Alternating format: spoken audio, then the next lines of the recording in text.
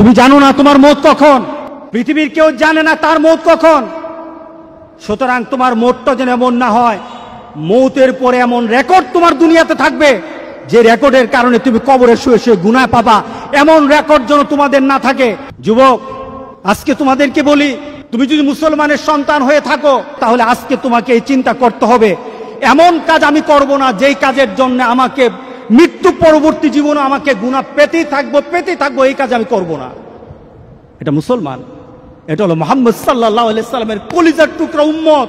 যুবক, তোমার জীবনটা যদি, তোমার চলাটা যদি কুরআন এবং সুন্নাহ অনুযায়ী হয়, আল্লাহর রাসূল আর নেককার বান্দারা যেমন সুন্দর মৌত পেয়েছে, রাসূল সাল্লাল্লাহু আলাইহি সাল্লাম বলেন তোমাদের মৌতটা তত সুন্দর হয়ে যাবে, তোমাদের মৌতটা তেমন সুন্দর হবে।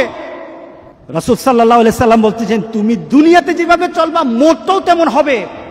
কোন ধরনের খারাপই যদি তোমার মধ্যে থাকে, তুমি যদি খারাপ নীতিতে চলো, তুমি খারাপ দৃশ্য নিয়ে চলো, তোমার হাতে খারাপ থাকে, তোমার ঘুমের সময় খারাপ জিনিস তোমার সাথে থাকে, তুমি তোমার বন্ধু বান্ধবের সাথে যখন আড্ডা দাও তখন তুমি খারাপ কোন দৃশ্য নিয়ে তুমি কথা বলো, তুমি তোমার বন্ধু বান্ধবের সাথে যখন কথা বলো তোমার ভিতরে খারাপ চিন্তা থাকে, তোমার মনটাও তেমন খারাপই মত হবে। এরপর রাসূল সাল্লাল্লাহু আলাইহি সাল্লাম হচ্ছে তোমার মনটা যেমন তোমাকে উঠানো হবে ওই নীতিতে যেমন ভাবে তুমি মরেছো।